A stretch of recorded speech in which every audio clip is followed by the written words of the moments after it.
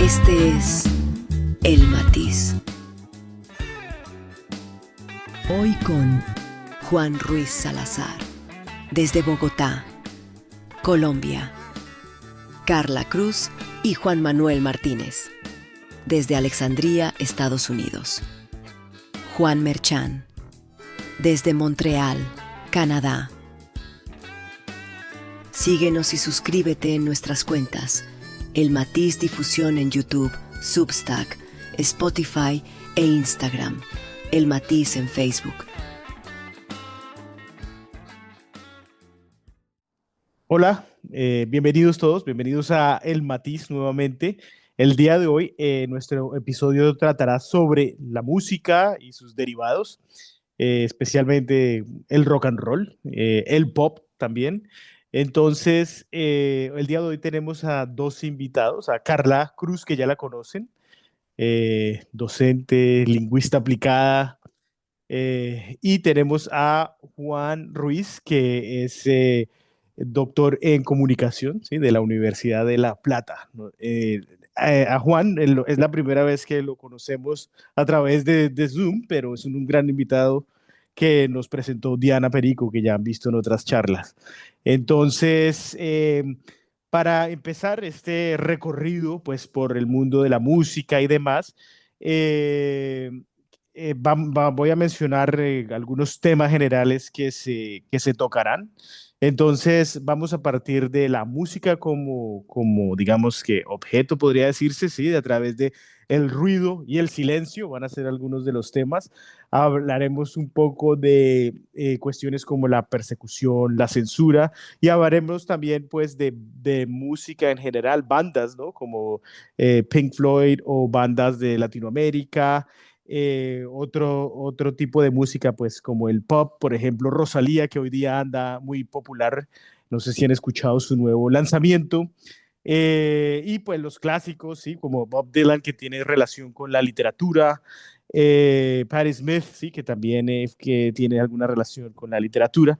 Entonces, quisiera empezar con este tema de el ruido y el silencio en la música, ¿no? Porque pues lo propone nuestro invitado y creo que es una buena manera de empezar, ya que nos encontramos aquí o estamos haciendo ruido o silencio, o bueno, no, ¿qué nos dice Juan Ruiz en cuanto a esta cuestión del ruido y el silencio en la música, o cómo lo percibe, o cuál es como en inglés, cómo se dice, como your take, what's your take, cómo la lleva? Ya, buenas. Muchas gracias por la invitación. Aquí estar. Estoy muy contento de hablar de las cosas que uno tanto disfruta, que es, por ejemplo, la música, ¿no? A mí el ruido me parece que es clave. Sí, o sea, pero arranquemos por ese lado. El ruido, la música sin ruido no tiene mucho sentido. Hay un álbum que es como de los famosos, pues, digamos, como para arrancar ahí hablando de una banda que es de Pink Floyd, el Dark Side of the Moon. Digamos que es una de esos álbumes que se dicen algunos que ha sonado un año entero de día y de noche cuando lo lanzaron. Era tan vendido que si usted, toda la gente en Inglaterra todo el tiempo estaba sonando ese álbum mientras el primer año de lanzamiento. Pero ese álbum arranca con un latido de corazón. Ok. Pero cuando uno lo escucha está el pum, pum, pum, pum. Sí, Y eso es esa ruido. canción, la canción que se llama Run, ¿no? Como correr. Sí, en Es esa también. ok, sí. Entonces, cuando vos la pillas, pues dice uno un corazón, el sonido del latido del corazón dentro de la música, pues no es propiamente música, es un ruido que vos incorporás. O cuando uno escucha el The Wall de Pink Floyd, está el sonido del tren o del helicóptero, depende de quién lo escuche y diga. Hay quienes dicen es un tren, hay quienes dicen es un helicóptero, pero son ruidos que son extramusicales. Y en esos ruidos se da contexto. Y eso es lo que me encanta a mí del ruido, que el ruido al final te entrega un contexto que le deja a uno saber qué está pasando más allá de la música y pone la música en un escenario, en una escena que puede ser diferente a la que solamente están los instrumentos, digamos, sonados. Y Ujú. hay otros ruidos que a mí me encantan también, que es, por ejemplo, en el caso de Zeppelin, hay un par de canciones donde suena el chillido del metal, del hi-hat o digamos, del Charles de la batería. O sea, cada vez que el man suena o obtura, digamos, el pedal de esa parte del instrumento, suena un chillido metálico. y uno se la pilla con el tiempo, pero pasa de inmediato a ser parte de la composición, como si lo hubieran pensado, ese pollito ahí metido en el inicio de la canción mientras él está obturando el hi-hat. Ese tipo de sonidos le recuerdan a uno que hay un ser humano metido atrás tocando el instrumento. O cuando uno escucha, no sé, a Silvio Rodríguez y a todo lo que es trova cubana, que suena mucho los dedos sobre el diapasón de la música. Sí, o sea, como los dedos en el diapasón de la guitarra, perdón, Ah, ok, que se va sí. moviendo. Ese ruido a mí me parece fantástico, que te recuerda que hay un ser humano detrás del instrumento, que sí hay alguien que está ahí comprometido y hay otros que ya se pasan, digamos.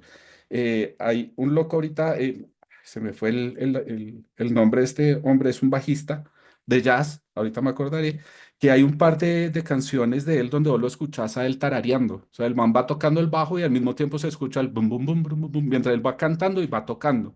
Entonces, como que empieza uno a jugar con, bueno, eso es música, no es música, son ruidos.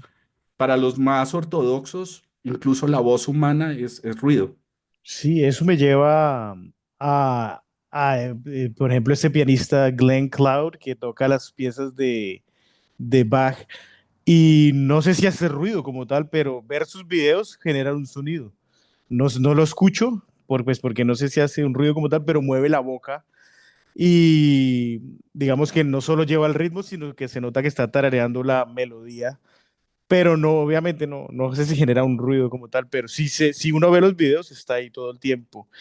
Y me recuerda a, creo que es John Cage, ¿no? El pianista que tiene su pieza, esa pieza famosa, que es Silencio, no sé cómo se llama. 3 minutos 33 Ah, ok. segundos.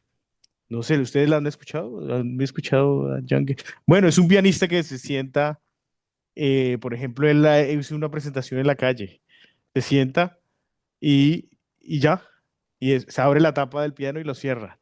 ¿Cuánto dura? 3 minutos y 33 segundos. 33 segundos. Bueno, esas son unas formas ahora entiendo ya el concepto y digamos, no sé, Carla y Juan y Merchan, que cómo perciben esta cuestión del ruido o bueno, del silencio.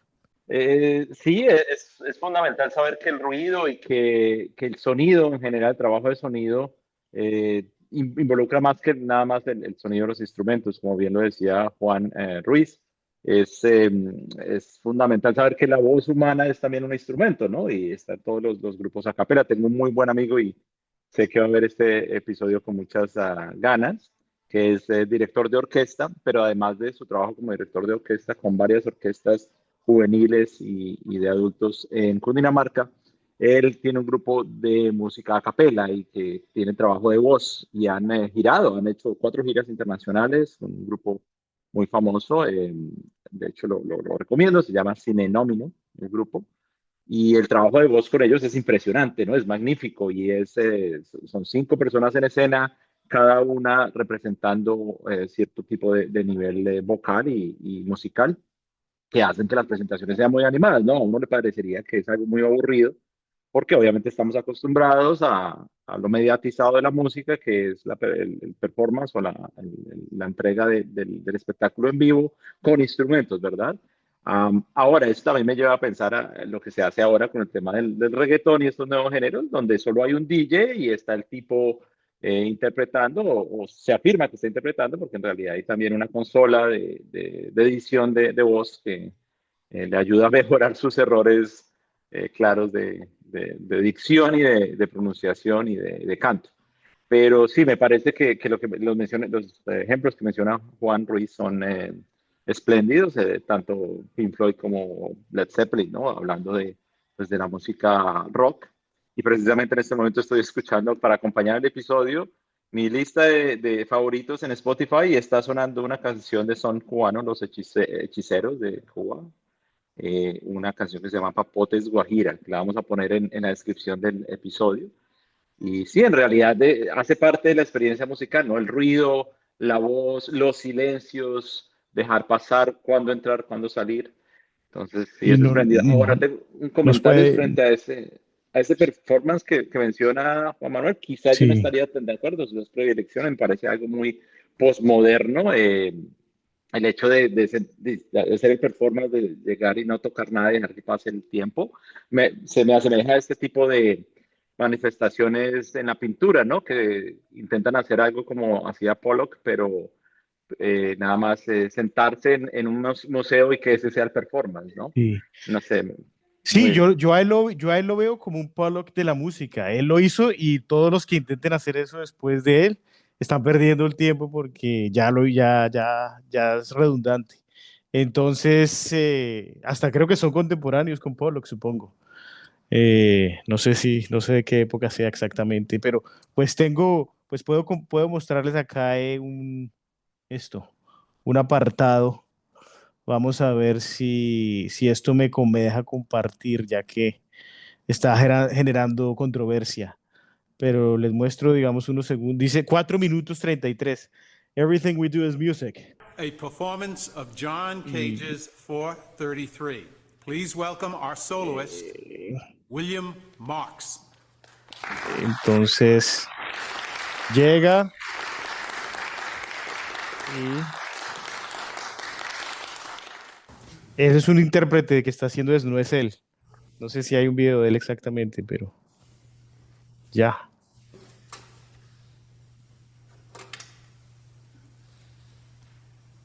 algo así.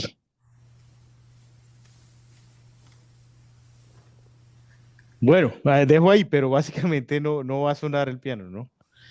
Ese es ese es Bueno, el objetivo. yo tengo algo que decir al respecto de eso y es que si lo miramos desde la teoría musical, es posible escribir el silencio en la música, aunque la música sea reconocida como sonido, como algo más tangible, desde lo auditivo.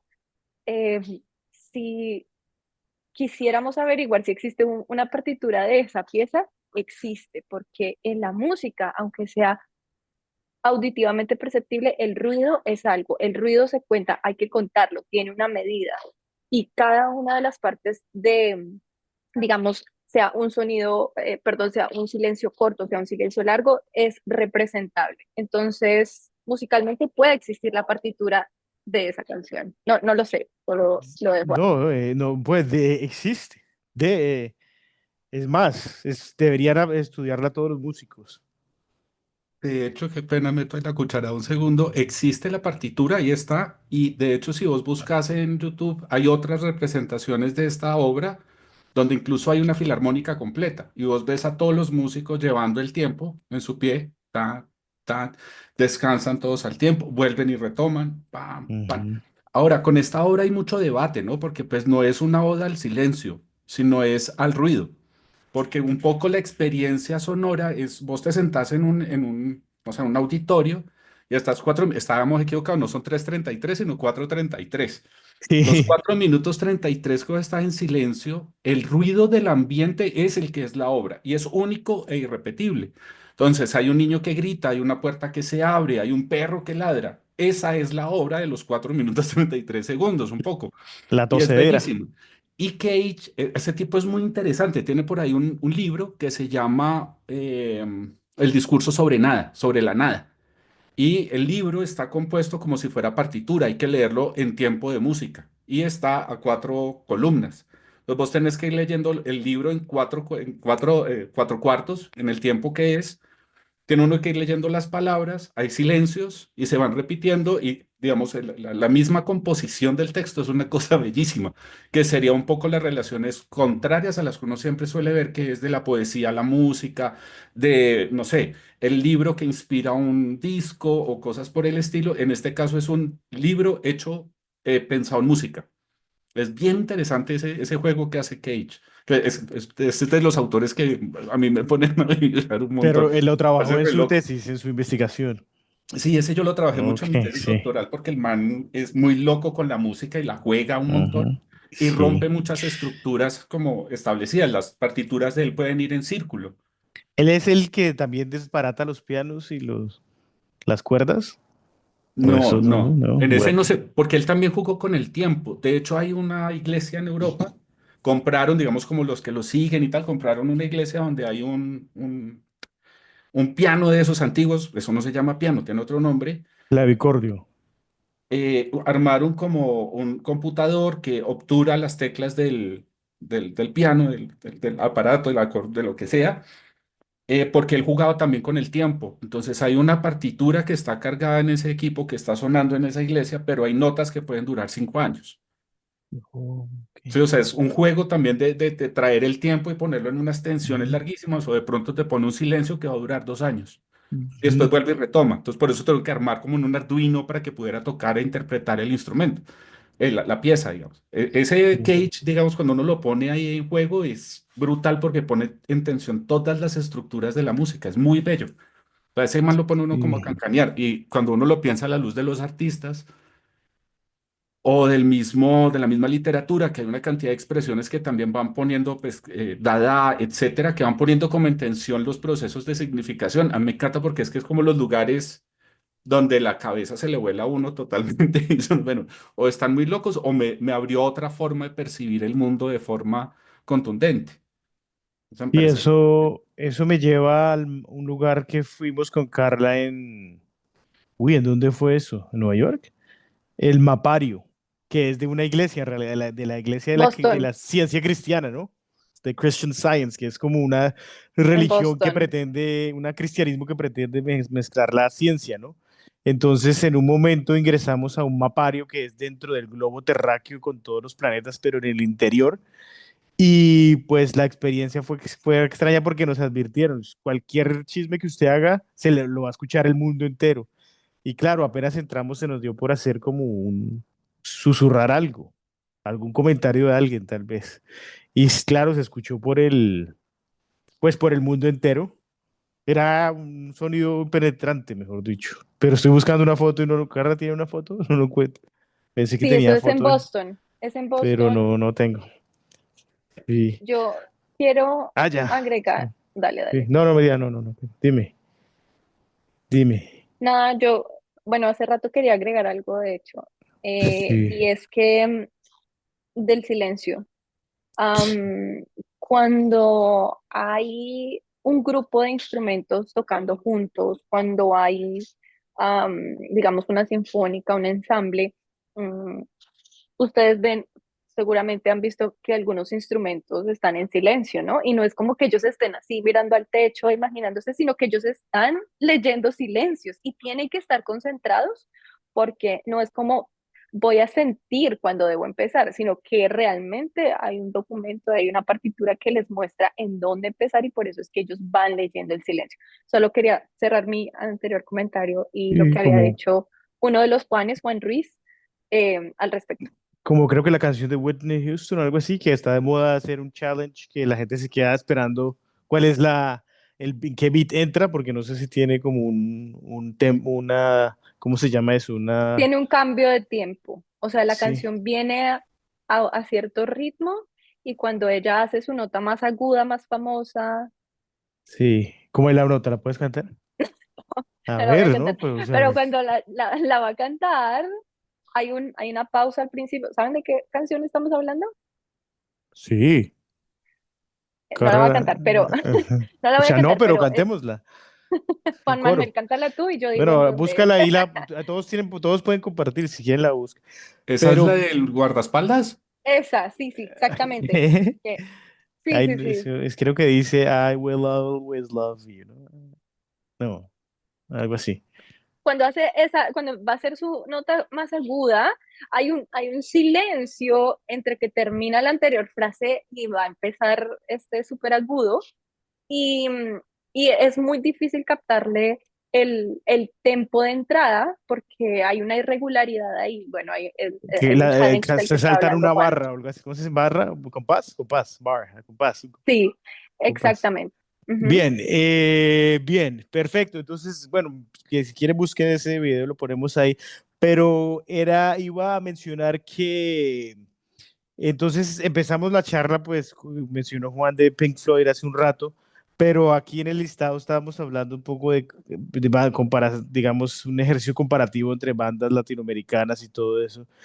Usted mencionó de las Jaivas, los Jaivas. No sé si eso es una banda de qué país, de dónde es y cuál es la relación con Pink Floyd, porque no entendí esa parte de la conversación que tuvimos. Lo que pasa es que Los Jaivas es una banda chilena Sí, que inicia, digamos, su vida musical muy pegados al bolero. como muy bolerito, tal. Y tienen un viaje a Perú y Bolivia por la zona andina, digamos, y conocen, digamos, la música andina y empiezan a hacer unas fusiones de música andina, pero pues ellos utilizan guitarra eléctrica, utilizan bajo eléctrico, meten vientos andinos, sonidos de instrumentos mapuches, o sea, comienzan a mezclar una cantidad, unas fusiones muy ásperas y hacen un álbum que se llama Alturas de Machu Picchu, que es inspirado en la obra del poeta Neruda. Y esos finales de los 80, principios de los 90, tal vez, estos se suben un piano de cola hasta Machu Picchu para poder grabar el álbum completo en Machu Picchu. Eso está en YouTube, o sea, ese se puede encontrar facilito. Alturas de Machu Picchu, ahí vas y ahí le aparece aún. Y ellos graban eso ahí y hay quienes hacen el símil que dicen que el álbum de Pompeya o el concierto de Pompeya de Pink Floyd, que es sin público, es digamos, como el correlato latinoamericano sería el Alturas de Machu Picchu, que es un concierto de los Jaivas en un terreno deshabitado, o sea, en un Y lado, en digamos, se ruinas, conoce ¿no? en ruinas, los dos en ruinas, que eso es como que ponen siempre y es un gran concierto, aunque no haya público, no están en un escenario como Pink Floyd, sino ellos se van moviendo dentro de todas las ruinas de Machu Picchu, pero pues es tremenda banda, o sea, las recomiendo así brutal, el baterista El Gato, él muere en un accidente de tránsito, es uno de los sepelios más grandes que ha vivido Chile. Y el tipo era tan buen baterista que el mismo baterista de Rush decía que para él uno de los mejores bateristas que existen era ese. Y Rush es tremendo batero. Entonces, cuando Sí, uno le escucha claro. los redobles a este man es como, ¡oh! Es muy brutal. Vale, Sí. vale la pena pegarle una miradita si no han pegado los oídos alguna vez a los Jaivas, vale la pena. Sí, y ambos lugares que no era muy, digamos, Machu Picchu no era muy turístico en esa época. Tengo unos estudiantes que les estoy enseñando español, unos ancianos, y me contaban que fueron como en los 70 a Machu Picchu, que eran como 3 días caminando para llegar allá y no ni un solo turista. Entonces supongo que era una experiencia más mística en esa época ir allá ahora. Ya está turisteado. Bien, entonces, bueno, ya que entramos al mundo latinoamericano, música, ¿cómo ve la escena o el pasado o los clásicos o cómo ve la escena de la latinoamericana de la música en general, pero pues quizás del rock, ya que estamos hablando del rock? Yo veo que Juan Carlos es conocedor, Juan Carlos Merchán sí, es un conocedor del rock argentino, me parece. No sé cuál es su aporte desde ese ángulo, digamos. Frente a los temas que hemos venido hablando o en general, hablando del rock Sí, argentino. digamos, el rock argentino en cuanto a las cuestiones de sonido, quizás ruido, quizás silencio, y pues, ¿cuál es el legado hasta el día de hoy, por ejemplo?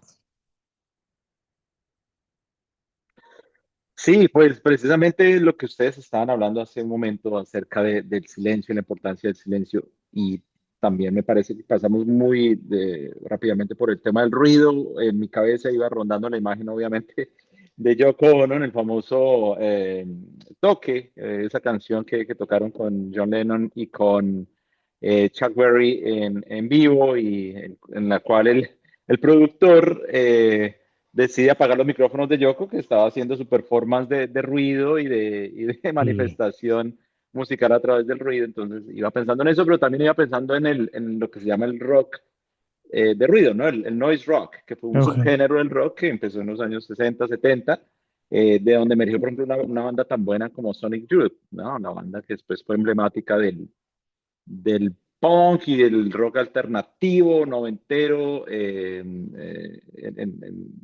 Estados Unidos y en Inglaterra.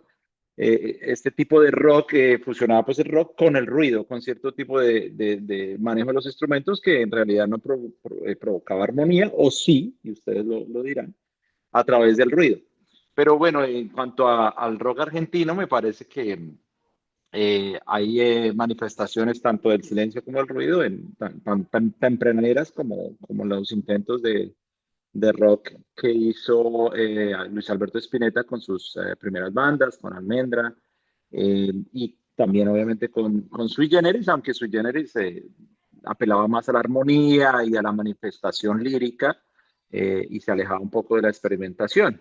Pero está claro que, y creo que Juan Ruiz nos puede hablar mucho más al respecto, ya que estudió en Argentina, que tanto en la música como en muchas de las otras manifestaciones artísticas, Argentina ha dejado un legado quizá en el tope de Hispanoamérica, diría yo, solo comparable a España. En cuanto a este tipo de experimentaciones y también al legado tradicional, que pues lo acabo de mencionar, ¿no? Luis Alberto Spinetta, Sui Generis, eh, y más para acá, obviamente, los más recientes con estos tres tipos, Calamaro, Fito y Cerati. Charlie que acabó de Um, sacar un disco y Charlie, que obviamente es con parte de o una Sui canción, no Generis. sé, con, ¿cómo se llama? Con Con Sting. Sting, Se la sí, mostré a con mis Sting. estudiantes, estaban encantados de... Les mostré la canción para mi muerte, es que se llama. Sí. Y les dije, vea, la última es con Sting. Y claro, pues todos conocían, porque son ancianos medio hippies, ¿no? Aquí del East Claro. Coast. Entonces tienen como cierta nostalgia hippie de su época. Claro que de Eh, Police era ya ochentas, ¿no? sí, Pero sí, sí.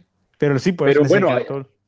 también hay como un tema que podemos tomar y es el hecho de que a Charlie le hayan pedido que hiciera eso. No sé si él orgánicamente solicitó o aceptó la invitación de Sting. No sé cómo se dio la negociación para eso, pero yo escuché de arriba abajo el último álbum de Charlie en solitario que sacó, olvidé el nombre en este momento, y en realidad hay que aceptar que su desempeño vocal no es el mejor. Es triste, de hecho, verlo en ese álbum. Entonces, no sé qué ustedes qué opinen, por ejemplo, de, esta, de estos intentos de traer a las viejas glorias otra vez a hacer estos performances, por ejemplo, el último toque de Ozzy antes de morir. Sí, claro, el homenaje fue grandísimo, bellísimo, pero hablando estrictamente del performance musical, ¿cómo ven cuando ya el cuerpo no dan para más que los artistas hagan este tipo de performances? Sí, Compañero, ¿sabe que yo lo disfruto mucho? yo No también. sé, escuchar a Hurt, la versión de Hurt de Johnny Cash, que ya está con la voz toteada, reventada, pero es ese grano, como dice el Bartés, esa forma que sale la voz ya lastimada, golpea a Adriana Varela con el cigarrillo. O sea, hay como unas cosas que uno escucha y dice como esa voz tiene que cantar esa canción en ese momento. Y si uno los escucha jóvenes con esa letra, esa melodía, no, la canción ya no sirve. O sea, es como que yo digo, ya, esa canción tenía que Ujú. cantarla viejo Johnny Cash. Y lo mismo pasaría con Roger Waters cuando uno escucha la versión que hizo del Dark Side of the Moon, pero que es ya el viejo que cambió todas las melodías, la sacó, creo que después, un poquito después de pandemia, sacó esa versión de ese álbum. Es re deprimente. O sea, yo escucho ese álbum y termino así como pásenme un banano pecoso para pegarme un tiro en la oreja, parce. Porque es la voz súper hecha a pedazos, un grano súper cascado, la melodía súper baja, densa. O sea, le duele a uno Mm. escucharlo, pero es un poco la intención. Y en el caso de Charlie, pues, yo no he escuchado el álbum, lo voy a escuchar ahorita cuando apenas pueda usar los oídos en otra cosa. Voy a pegarle la mirada porque a veces esos granos ya castigados, esa voz que ya tiene toda esa historia encima, hace parte también del ruido, ¿sí? Mm. Como esa voz que uno espera escuchar de los 18 30 años, vuelve a escuchar los 60 70 la misma voz te está diciendo ya como ruido, como información extra de contexto, que ya no hay esa juventud presente y tal vez las mismas canciones seleccionadas, etcétera, le dan a uno razón de esa experiencia vital que me parece súper bella. Entonces, es como, no sé, hay voces que son para cierta cosa. Usted pone a Adriana Varela a cantar rock y no suena bien. La voz de Varela es tango, punto. Así es como que eso no es el grano. ¿Sí? Y cuando hacen estos artistas, que no sé si sea solo traerlos del pasado para la gloria actual, yo siento a veces que es también la posibilidad de reinventarse de uno como artista, ir cambiando, que no es solamente un género, sino que uno también va vitalmente moviéndose con el tiempo y en ese moverse va haciendo otras cosas. Entonces uno ahí Mm. pilla que hay artistas que cambian un montón en su vida musical, que tiene que ver con lo vital también y no quedarse enclaustrados en el mismo ritmo, la misma melodía, la misma frecuencia. Ahora, también hay otra cosa. La industria tiene que vender. Y parte Mm. de formas de venderte la industria es haciendo esas invitaciones. Entonces, para lanzar artistas, muchas veces lo que se hace es tomar un artista muy famoso y le pegan el pendejo que está arrancando. Y ahí entiende uno cosas tipo Maluma en un cierto momento con Madonna. Sí, o sea, como cosas que dicen, pero esto es re loco. Bueno, muchas veces la misma industria renovando un artista o moviendo para que se amplíe el mercado. Sí, Entonces eso uno me podría lleva, pensarse es ahí sí, eso también. me lleva a otro tema desde lo que usted dice, pegarle a un artista, pero antes sí quería responder a lo que dice Juan Carlos. De mi parte, digamos específicamente de Charlie, escuché el álbum y tampoco me gustó. Después escuché esta canción que sacó con Sting y dije, bueno, lo están utilizando tal vez. Y creo que tenía mal sonido, malos audífonos en ese momento, pero después que día iba caminando por el río allí y la volví a escuchar con buenos audífonos y me pareció genial. Además que lo ponen a cantar en inglés, pues no sé si él había cantado y obviamente pues que habla, canta su inglés a su manera y sale bien como de las entrañas, como un efecto como el que causa Chabela Vargas que escuchábamos hace unos años con Juan Carlos y también ella me parece que es el ejemplo perfecto de alguien que canta de las entrañas, ¿no?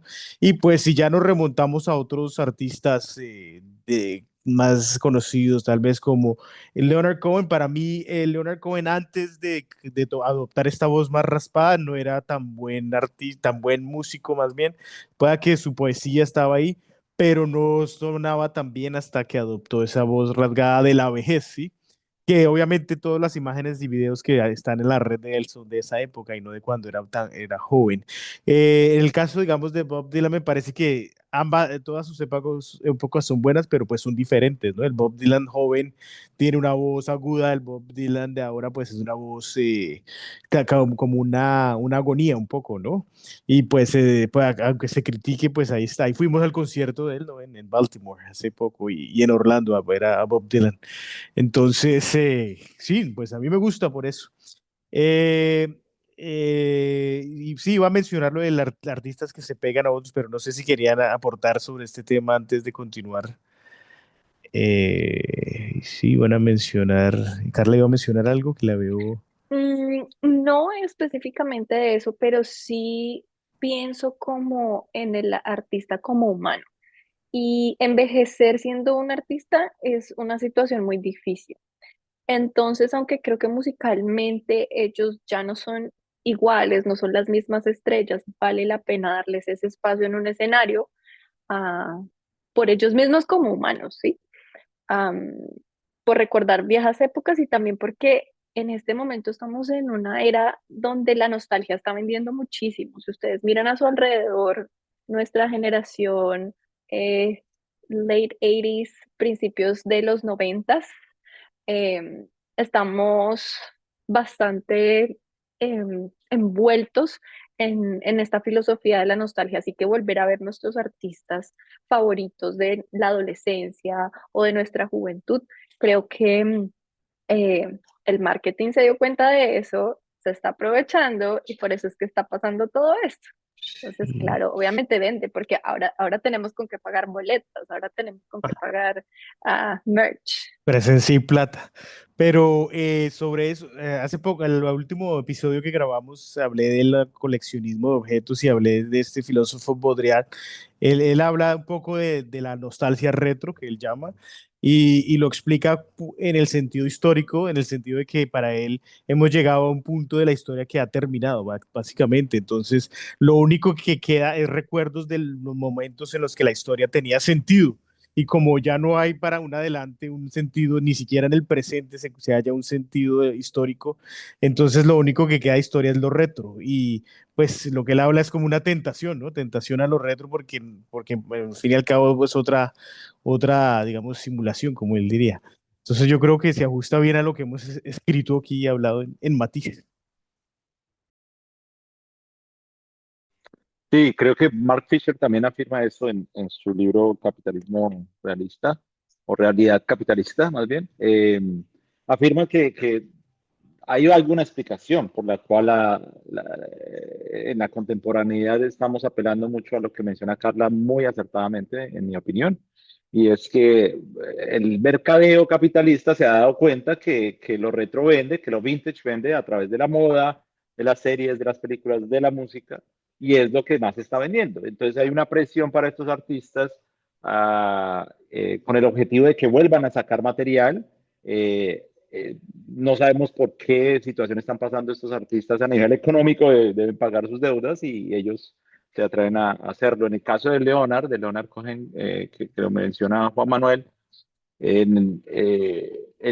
se vio obligado a volver del retiro porque su manager se voló con todo el dinero, se escapó y se le llevó todo el dinero. Entonces, después de 2002 o 2003, creo que tuvo que volver a hacer giras ya cuando tenía 70 años. Y es ahí cuando adopta, ya por la edad, este tono vocal.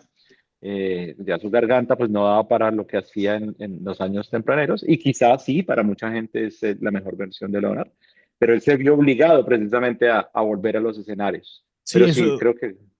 no, pero eso que usted dice nos lleva al tema del silencio, ¿no? Porque él no estaba en un, ¿en dónde era el que estaba él en Japón? Antes de volver al escenario, él no estaba en Japón, Estaba en Asia, sí, tengo entendido, sí. pero estaba en un, ¿cómo se llama eso? En un monasterio. Ah, él llegó a un monasterio budista, sí, él estuvo de retiro un año y medio. Sí, pasó por varias cosas en los 90 hasta que se dio cuenta que sus finanzas estaban por el suelo por esta manager que se le llevó el dinero.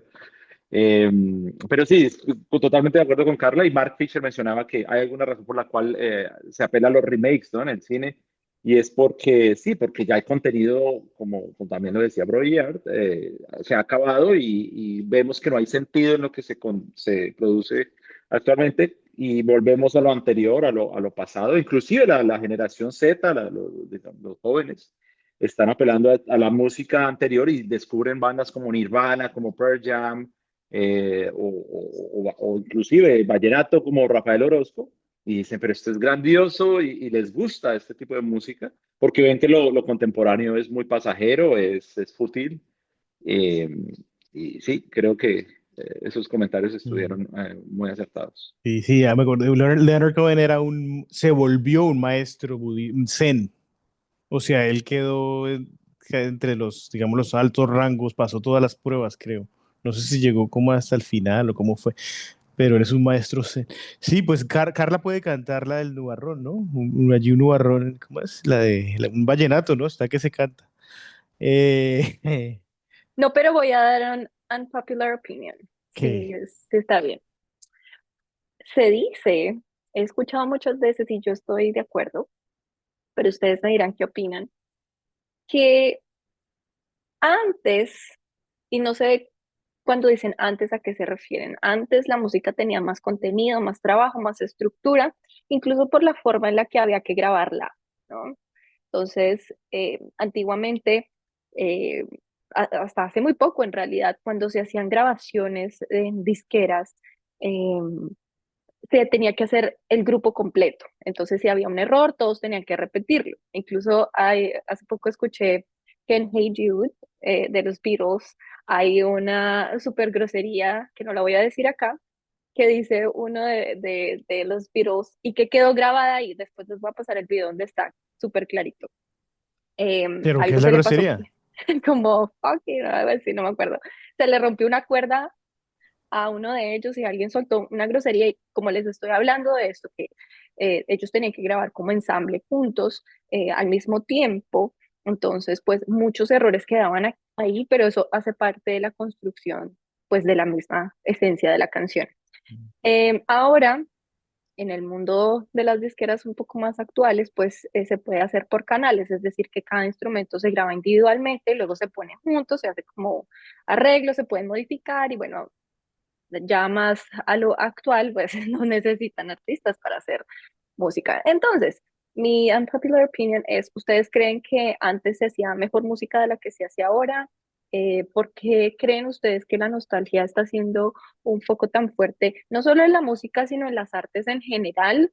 Y ustedes, porque quiero saber si ustedes prefieren recurrir a música y a expresiones artísticas antiguas, no necesariamente tiene que ser como del barroco, del medioevo, sino, no sé, de los 80, de los 90, de los 70, a la música que se está produciendo ahora. ¿Qué opinan? Sí, que dice Juan Ruiz. Y bueno, hay Juan, quienes Juan, Juan dicen es, Juan es Juan Carlos. Juan Camilo. No, Juan Camilo. Carla, hay quienes dicen que el último gran álbum grabado de estudio, o sea, como el último donde realmente están todos tocando la secuencia completa, es de Nirvana, es el Nevermind de Nirvana. De ahí para adelante tenemos mucho estudio, tenemos mucha digitalización, entonces pues ahí el problema ni siquiera está en el estudio, los canales, sino es en la digitalización, porque comienzan a existir prácticas en las que, por ejemplo, yo grabo la batería y tomo al batero y tomo el momento en que le pegó perfecto a cierta parte, a cualquier parte de la batería, y eso lo copio y lo pego y lo pongo con con el tiempo que debe ser. Entonces, pucha, pues hago la canción perfecta. Puedo hacer la canción perfecta. Puedo tomar al guitarrista, movilizarlo, y todavía lo estábamos hablando sin que exista inteligencia artificial, digamos, generativa como la tenemos ahorita, que le permitiría a uno incluso hacer toda la composición perfecta en tiempos y movimientos sin necesidad de un músico en escena. Ahora, ¿a mí qué me pasa con esa música? Y aquí, pues, digamos, mi pelea con Rosalía alguna vez fue esa, en uno de los álbumes que sacó Rosalía es que es demasiado perfecta. La música que ella sacó, un álbum que me trabajaron unos estudiantes en una clase, entonces yo lo escuché el álbum completo para poder hacer las anotaciones, etcétera. El álbum es demasiado perfecto, o sea, le falta el error humano, le ¿El de falta el Malamente? ruido. Dime, ¿El de Malamente? creo que era ese. Fue Como antes de Motomami. pandemia, puede que no sea ese. Yo quedé así como medio, o sea, se me rompió un poquito porque era demasiado perfecto el sonido.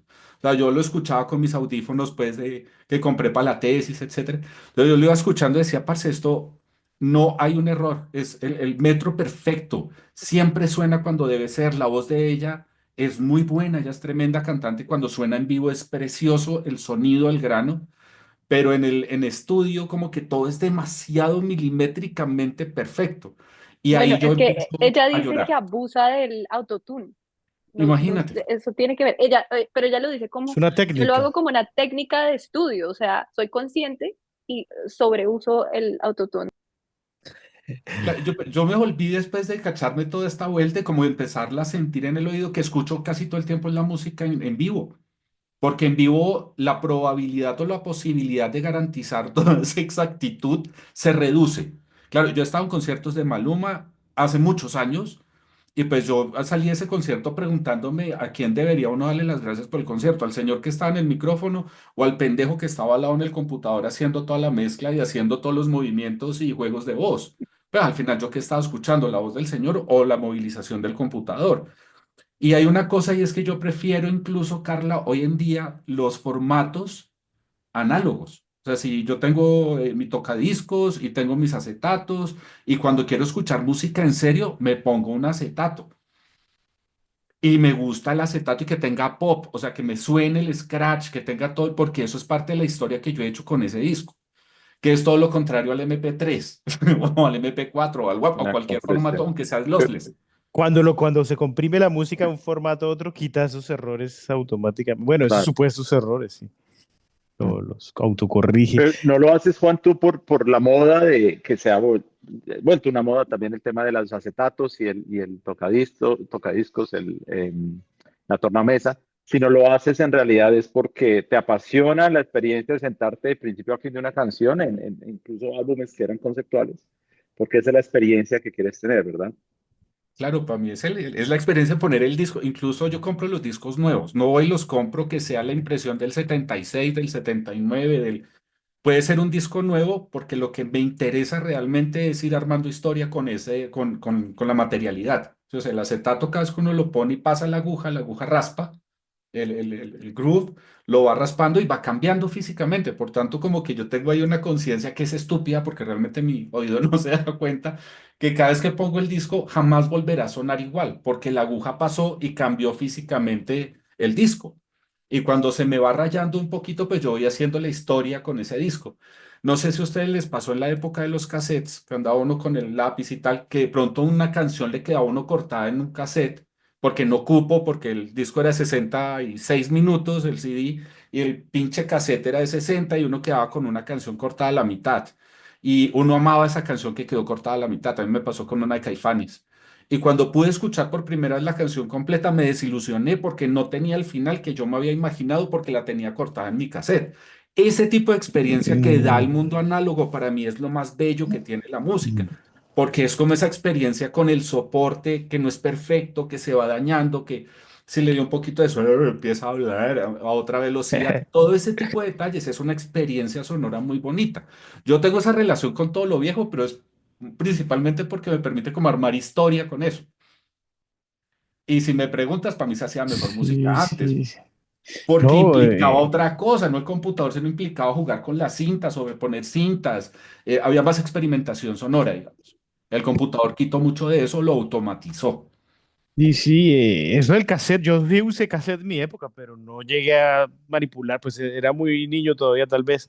No me había imaginado la posibilidad de tener una canción incompleta en la mente debido a la tecnología y años después volver a escuchar la verdadera. Entonces, de pronto esa época me la salté, esa nostalgia, pero sí, aquí tenemos, por ahí tengo un par de discos de mi acetato, no sé si se ven, de entonces, Lana del Rey. digamos que el proceso de poner el disco es lo que me parece que es acogedor, diría yo, no sé, que no sucede con el Spotify, que simplemente uno escoge la canción y ya. Además que, obviamente, en parte por la pereza, ¿no? Usted pone el disco y ya le da pereza hasta que no se acaba un lado, o y en los dos lados inclusive no cambia de disco, mientras que con el Spotify uno va saltando canciones y no hay noción, e incluso se pierde cierta temporalidad un poco, ¿no? Se pierde cierta noción del tiempo porque simplemente estamos saltando y todo se vuelve más fragmentario, un poco como en la realidad, pues hasta en la música se ve porque no hay una secuencia, no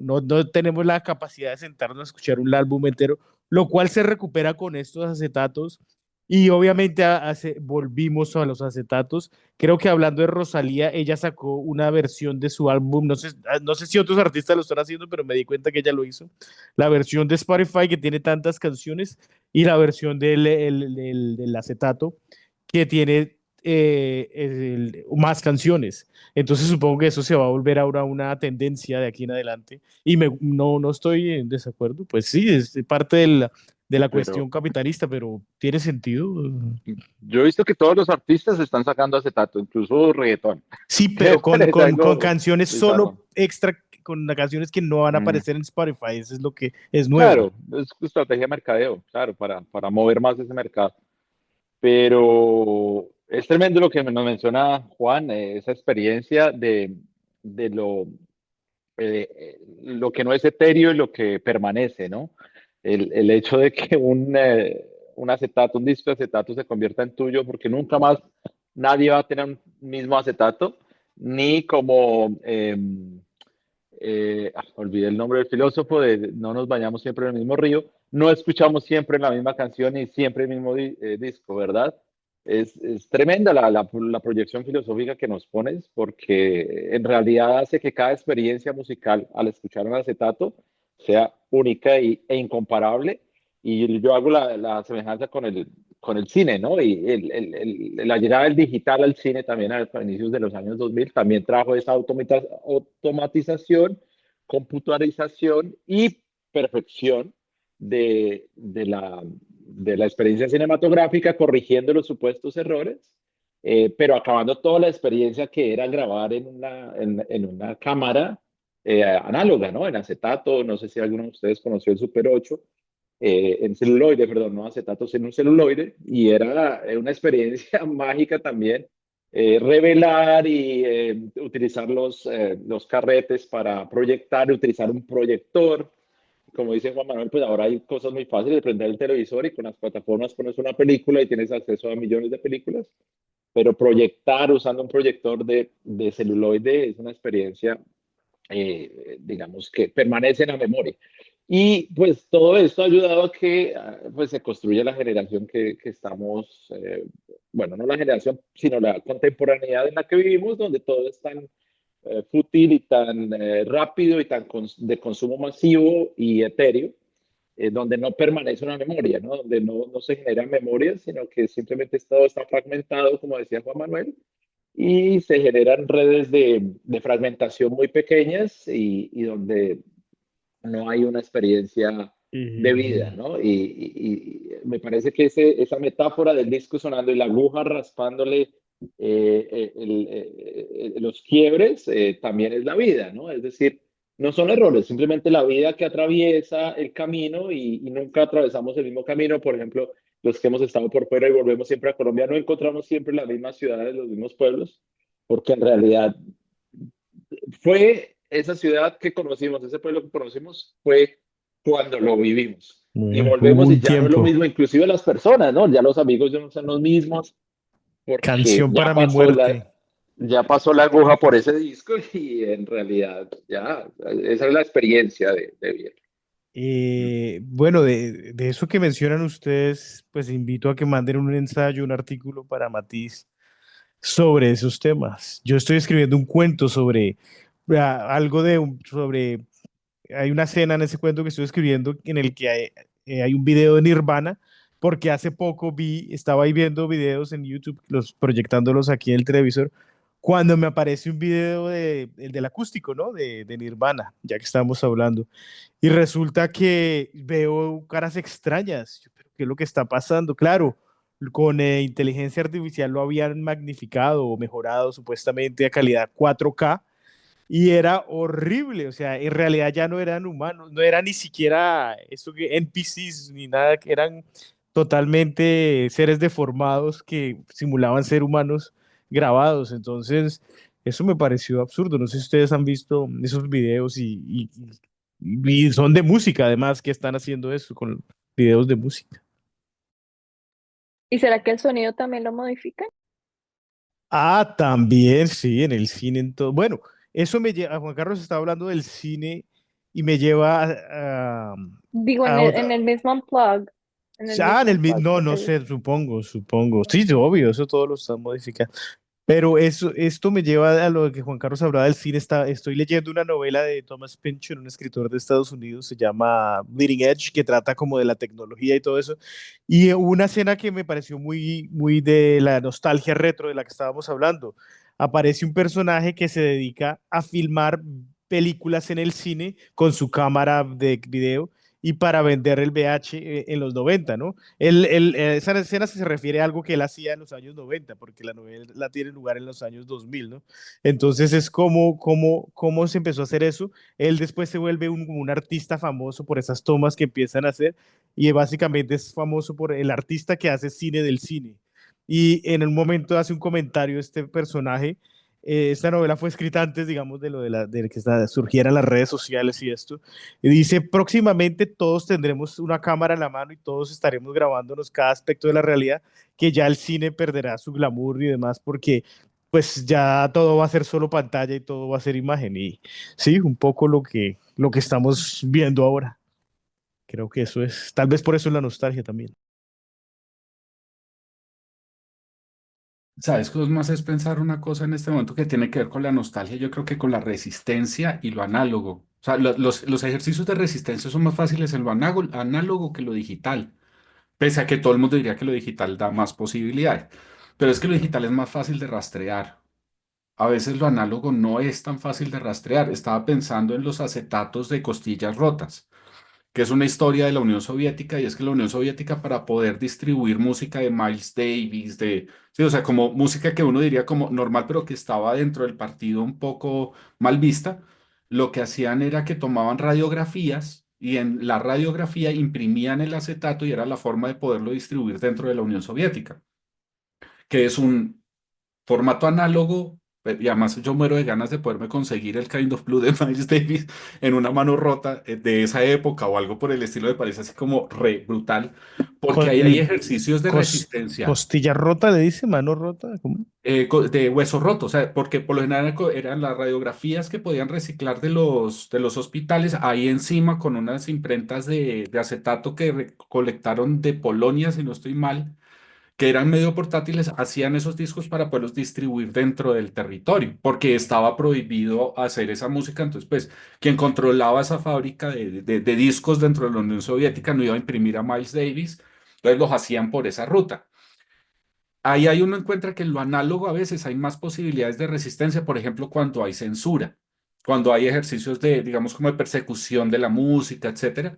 Pues uno dice, claro, en el análogo está la funcionalidad de forma mucho más latente. De forma similar, uno encuentra el fanzine Cuando mira uno las formas de distribución punkis, etcétera, pues pasan mucho por lo análogo. Y va pensándose uno como de pronto también este tipo de nostalgias tratando de escapar de estar todo el tiempo vigilado, entre comillas, por el código. Porque pues vos pones una canción en el Spotify y si le escuchas 3 veces, a mí me pasó el otro día que encontré una banda de death metal y empecé medio a escucharla y después miré en el Apple Music, que es en el que yo tengo, me dijo como recomendaciones y música nueva. Duré una hora escuchando death metal y ya estaba aburrido, parce. Yo ya dije, pero ¿qué pasa? Dolor de cabeza, etcétera. ¿Qué me está pasando? Claro, tenía el código, me estaba mandando a música así, pero como a toda soca El algoritmo. el algoritmo. Entonces Ok, dice uno sí. como, espere, a veces uno quiere tener un disco, que también el comprar el disco, los que vos mostrás ahorita, le implica a uno seleccionar muy bien el disco, lo mismo que cuando uno tiene una cámara análoga. Vos escoges muy bien cómo sacar la foto. O cuando te compras un libro y no tenés mucha plata, uno escoge muy bien el libro, escoge muy bien qué foto va a sacar, escoge muy bien qué disco va a comprar. Porque hay una relación, digamos, también de costo-beneficio muy jodida en cierto sentido, vos tenés que escoger bien. Y uno escoge bien el disco para poderlo escuchar por el lado A, por el lado B, para escucharlo completo, no una canción. A diferencia de los códigos del arrendamiento de música en línea, que yo arriendo esa música, no es mía realmente. O sea, ni Spotify, ni Apple, ni Deezer, ni ninguna de estas, me está arrendando la canción por un rato y después me la puede quitar. O se pelean con el artista, como pasó con, ahorita no me acuerdo, con un canadiense, que lo sacaron de Neil toda la Young, plataforma. Neil Neil Young. Young.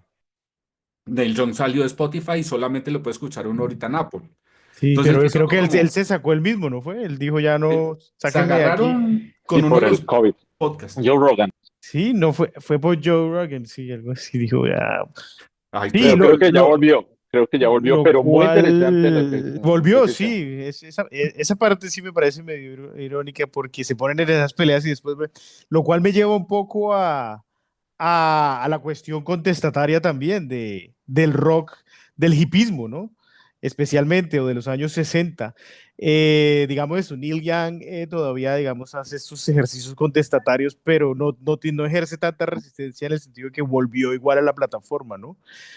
No sé si hay otros artistas que están haciendo eso, pero sí hay una tendencia de los artistas, hasta Bad Bunny, que se llama, a opinar, digamos, de temas de la política y meterse, digamos, en estas cuestiones, pero abandonando un poco el arte. Y creo que tengo esa sensación con Roger Waters, un poco, que por andar hablando a veces de política o en, no sé, manifestaciones, pues no es clara la línea entre lo que es arte y lo que es política, ¿sí? O podría decirse que la política podría ser una fuente de inspiración para el arte, sí, pero no sé hasta qué punto, digamos, de mi parte no comparto, digamos, totalmente eso.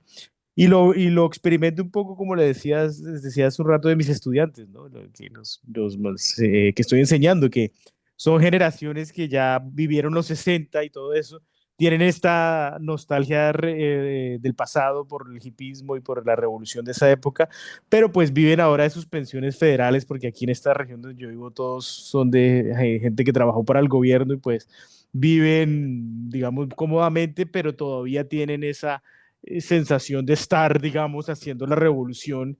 Hacen carteles pues que imprimen aquí en el centro comercial y con la mejor calidad para ir a las protestas, pero son, digamos, protestas ya incrustadas dentro de la misma dinámica capitalista, podría decirse, ¿no? Porque ya viene con todos los juguetes incorporada.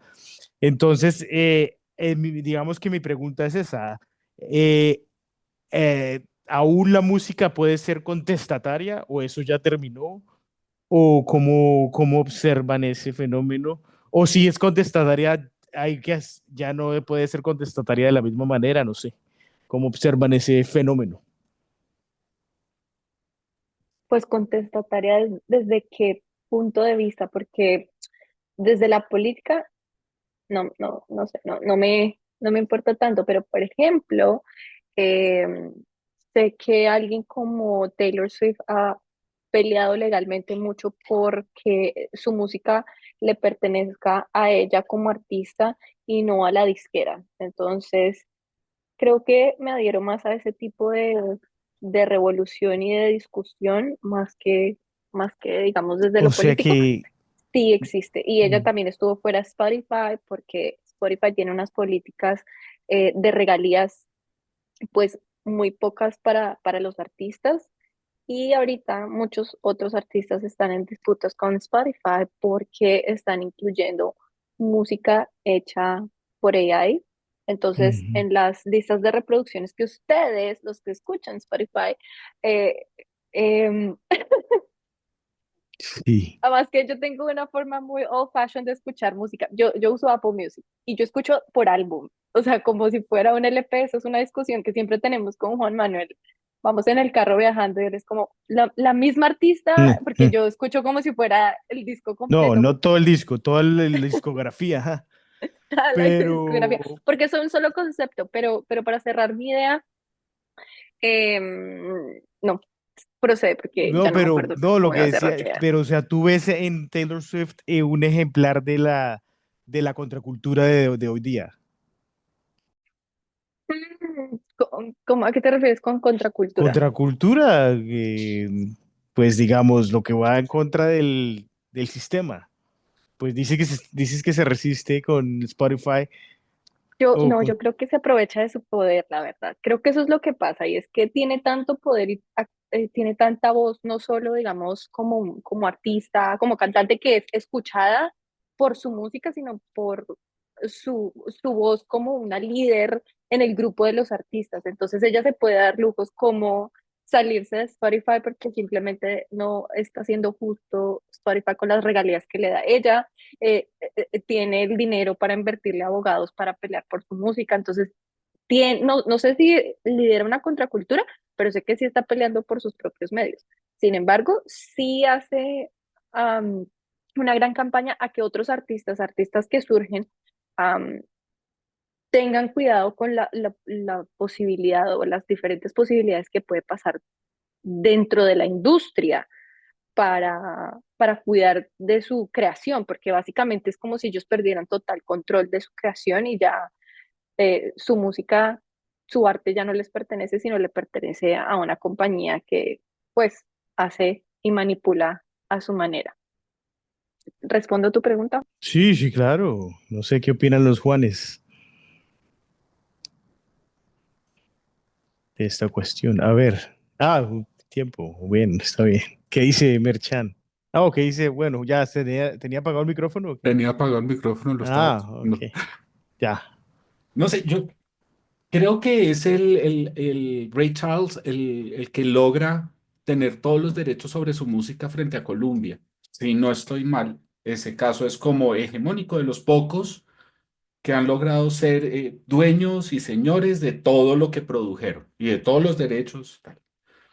Ahora hay que entender también que está al otro lado del negocio, antes de irme a la primera pregunta, Carla, y es que una disquera invierte plata, que es lastimosamente un poco la lógica del mercado, ¿no? La disquera invierte una cantidad de plata en el artista o en los artistas.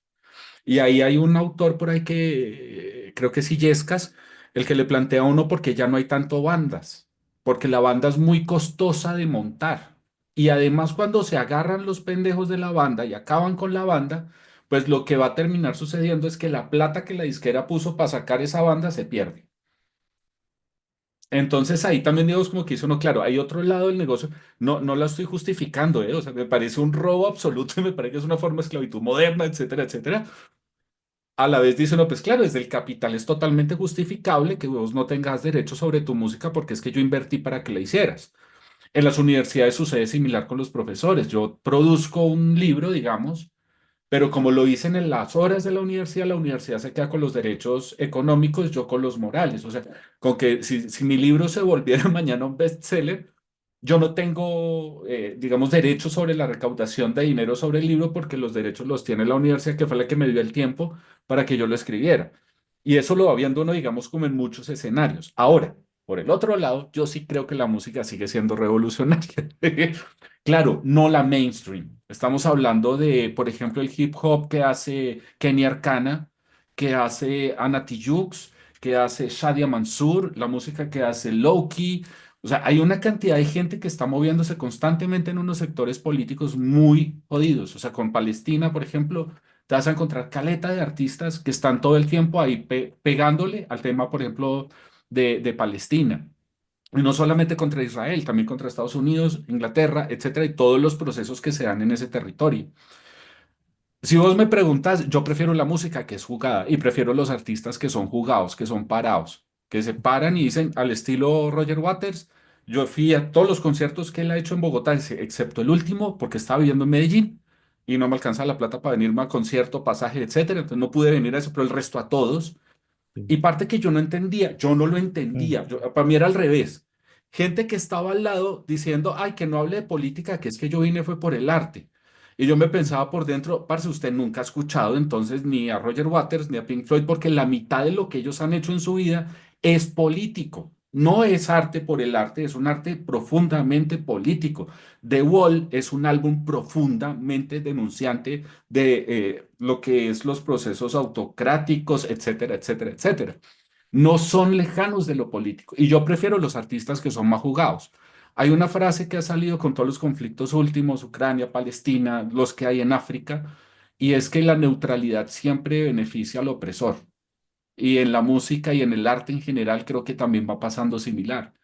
Cuando vos estás neutral, beneficias al opresor en los procesos sociales donde hay una víctima y un victimario. Entonces, yo soy muy jugado en eso, o quiero sentirme jugado en eso. Trato de ser coherente en eso, es muy difícil, pero siempre preferiré el artista jugado, la Kenia Arcana, la Anita Tijoux. Y, por ejemplo, ahí las mujeres son muy, muy jugadas, se la juegan muy duro, se Ok. paran re duro. Y no por Entonces, lo general salen en Taylor Spotify. Swift no cabría ahí en ese. ¿Cómo, cómo? Taylor Swift no cabría Yo a en Taylor ese Swift, como combo. dice Carla, yo le reconozco la lucha que está haciendo por los derechos de los artistas, porque es que a los artistas les dan muy duro, parce. O sea, cuando vos miras Maluma, cuando lanza el Pretty Boy, Dirty Boy, ese man tiene que hacer más de 300 presentaciones, la cifra la está buscando, después le paso el dato exacto. Pero ese pobre pendejo le tocó moverse por los 5 continentes haciendo conciertos en bares, en hangares, en estadios, en todo en un año. O sea, el man tenía que hacer como 3 presentaciones semanales porque la disquera estaba sacando el disco y tiene que recuperar la plata. Y uno dice, yo ahí le cogí respeto al man. A mí no me gusta el reggaetón, pero cuando yo vi ese momento dije, yo le cojo respeto. Este man la trabajó, o sea, la Ahí sudó. le robaron los ¿Cachai? aretes. El tema es que a los artistas les dan re duro y, digamos, aplaudo lo de Taylor Swift y lo que hizo también Rihanna en su momento que se salió de la disquera, porque es pelearle de frente a alguien que te está explotando un montón y a otras personas. Esa es una forma política que es interesante.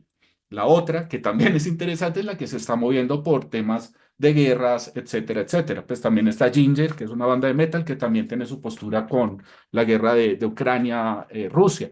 O Siete Pik, creo que se llaman, que son los rusos que cantan con susurros, que los susurros hacen parte de la Unión Soviética y la gente tenía que hablar susurrando porque si no los mataban. Entonces venía como todo ese ejercicio, güey. Es muy interesante. Ya, qué pena, Está es que yo bien, me está bien, emociono. está bien, está bien. Sí, ¿y qué dice Merchan? No, muy interesante. Bueno, para empezar, me acabas de recordar, Juan Ruiz, algo que está muy en boga en Estados Unidos, creo que Carla y Juan Manuel lo pueden atestiguar, y es el tema de la elección del alcalde de Nueva York. Pues este tipo, Sora Mandani, no sé si sabías, Juan Ruiz, él era artista de hip hop, era un rapero que bajo su seudónimo Mr. Cardamomo, señor Cardamomo, tenía algunos videos, bueno, canciones, pues no tuvo tanto éxito. De hecho, enviaba su pitch, su canción a revistas de música para que se lo evaluaran y nunca le respondían. Y grabó un video con la abuela, donde la abuela, pues, de la India, es una señora muy respetable que nunca decía una grosería, pero en el video para el nieto, pues dice groserías, como cualquier canción de hip hop, ¿no? Blasfemias y esto. Entonces, hablando del tema de la política y de la música, muy claramente está ahí la línea.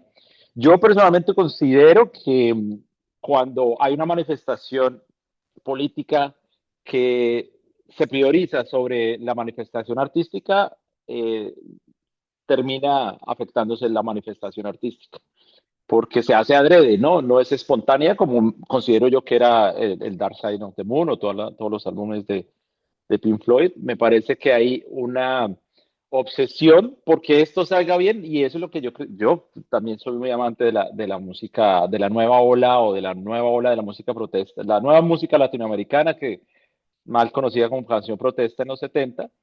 Eh, Inclusive en canciones de Víctor Jara, Violeta Parra, veo que hay una calidad tremenda en las canciones, pero hay otras canciones de ellos mismos donde hacen un esfuerzo para que salga políticamente alineada con lo que piensan, que se ve afectada su manifestación política.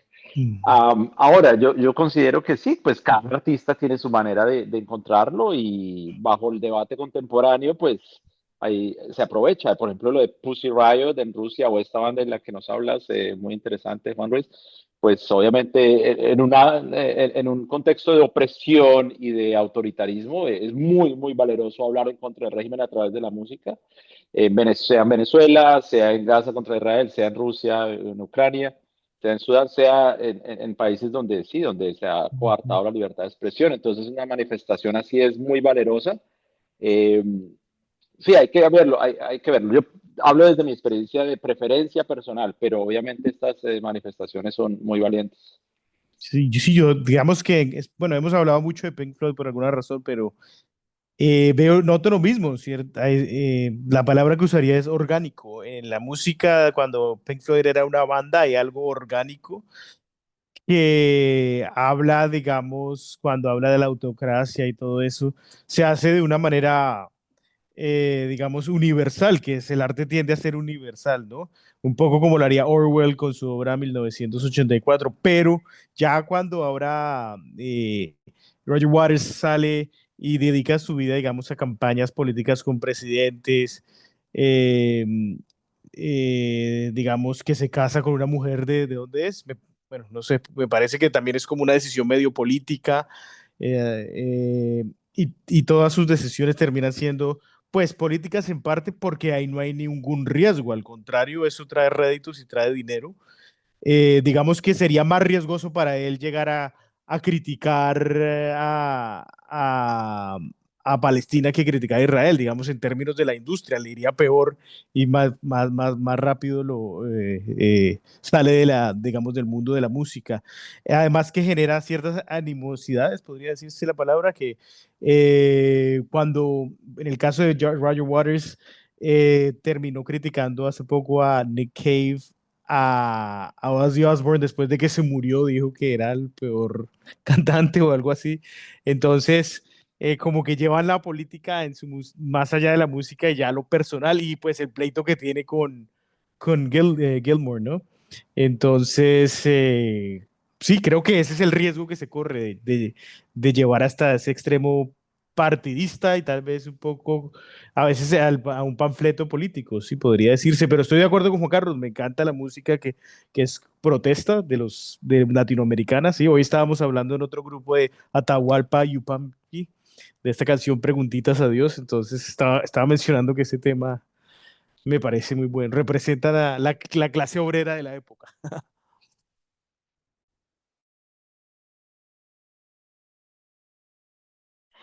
Sí, y otra cosa que quería comentar es que eh, no, precisamente lo que está haciendo Roger Waters, es decir, estos artistas que toman partido, pues tienen un camino claro y hay que respetarlos, como hay que respetar a los que dicen, no, mi música no quiere ser política, quiere ser experimental o comercial y solo dedicarme a eso.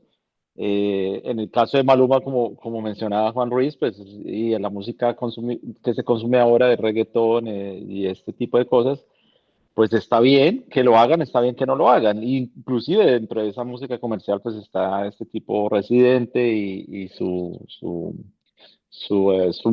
propuesta y lo que ahora se supone que está proponiendo Bad Bunny con el tema de Puerto Rico y la salsa. Entonces, me parece que lo que peor se puede hacer es obligar, tanto a unos como a otros. No, no hable de política o sí hable de política. A cualquier artista en general, a algún escritorio, manifiéstese sobre lo de Gaza, manifiéstese sobre lo de Rusia. Pues me parece que esas obligaciones no le caben a un artista. ¿Por qué no obligan a los políticos, que son los verdaderos Sí, encargados de hacer el cambio, de manifestarse? sí. Un artista lo tiene que hacer orgánicamente, que le nazca. Eso es lo que yo más critico, por ejemplo, en el tema de Gaza, que obviamente yo condeno y claramente llamo un genocidio, que lo que sucedió y sigue sucediendo, pero había críticas creo que contra Rihanna, otras artistas, digamos, a todos los artistas famosos se les pedía salir, a decir, salga a criticar a Israel. Pues obviamente lo van a hacer porque están siendo presionados y si no lo hacen van a perder una porción del negocio. Eso no es orgánico, eso no es sincero, no es espontáneo. Entonces, si lo hacen, lo van a hacer es porque están obligados. Ese tipo de presión sobre los artistas no lleva a una posición verídica.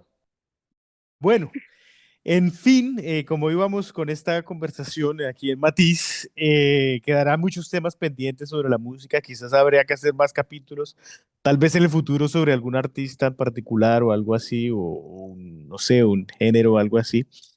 Pero fue una buena aproximación holística, digamos, al concepto de la música y el silencio y el ruido que nos trajo hasta este punto. Entonces ha sido muy ameno, muy agradable. Eh, los invitamos también a que lean lo que tenemos en Matiz, ¿no? Porque tenemos, Juan Merchán escribió un artículo sobre Nick Cave, su experiencia en un concierto hace poco en Canadá. Una experiencia religiosa un poco, ya que su último álbum es, digamos, tiene tintes religiosos y es un poco volver a, creo que convertirse, él se convirtió al catolicismo, ¿no? Eso hablamos en el capítulo anterior, ¿no? Entonces, bueno, que tiene esos tintes. Y hace poco saqué un artículo sobre Lana del Rey, yo también para una revista que es Madrid Review, está por ahí en mi Substack, o en el Substack de Matiz también se encuentra. Entonces, invitar a ver todo este contenido y a Yo, que publiquen algo. Dime. yo tengo una pregunta para Juan Ruiz. ¿Qué opina de Lana del Rey? O sea, no puedo opinar, lo siento. Ah, Me corchó, me encanta. le falta lana Me falta, la voy a poner ya para mismo hilar. ahorita No para la poder conoce opinar informadamente. porque, porque conoce a Rosalía y pensé que conocía a Lana. Quería su opinión sobre ella, pero porque aquí Rosalía, a los dos, Rosalía llegué por unos estudiantes y por mi novia, pero que yo la haya a Diana buscado y les gusta. que me haya llegado por mi código o por mi... no, lo siento. O sea, ok, bien. Tiene que, Sí, bueno, está después bien. le vamos a rotar algún Hay que No contenido. se mejorar deja, ese por favor. algoritmo con Lana del Rey. Ah, sí, porque aquí, eso iba a decir Juan, y le preguntaba porque aquí los eh, dos compañeros de episodio son los fanáticos número uno de Lana del Rey, yo creo que en toda Colombia. Viviendo en Estados Unidos, pero los colombianos más fanáticos de Lana del Rey. Entonces, cuidadito con hablar mal de Ujú. Lana del Rey No, pero en este grupo. eso que ¿Qué canción menciona, me recomiendan? ¿Con cuál me recomiendan arrancar? de Ride, video games, videojuegos, video games. Ok. Pero eso que dice Juan Carlos, que pues es de Estados Unidos y tal vez es por eso, porque hablamos hace un rato de la nostalgia y demás.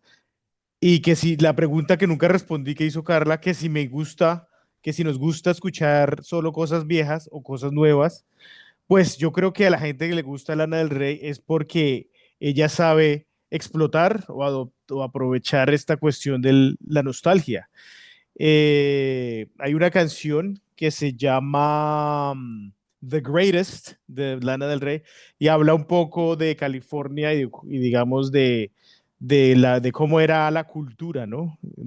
Creo que hay una frase que dice The culture was lit, la cultura estaba encendida y ya no. Y creo que lo refleja muy bien en su música, así hay una nostalgia pues por un pasado tal vez idílico, no solo en su música, sino en sus videos. Entonces, sí, tiene que ver tal vez los videos. Y obviamente, pues tiene que ver con Estados Unidos y quizás con el sueño americano. Y hay algunas, por ejemplo, una canción en la que habla de The Dark Side of the American Dream, ¿no? El lado oscuro, ¿no?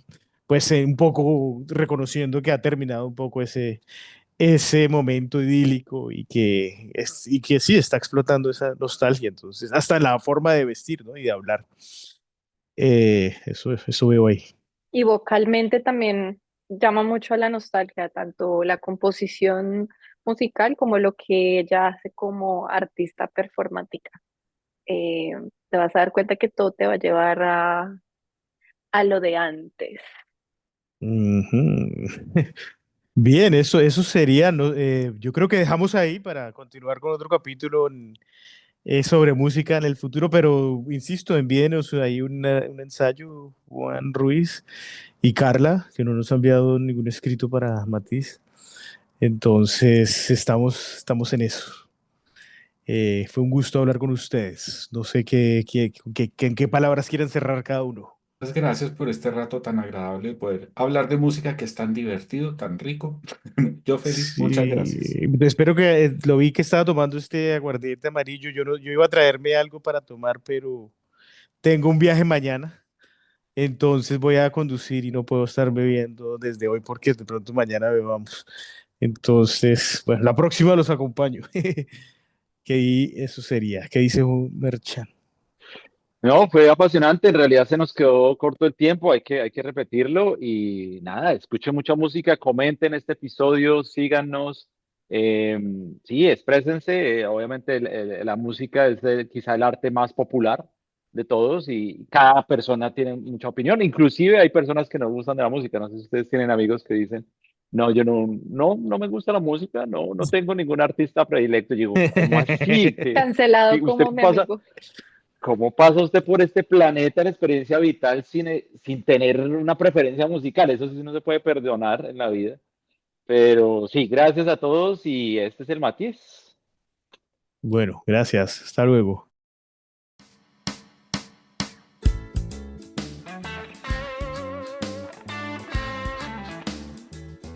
El Matiz.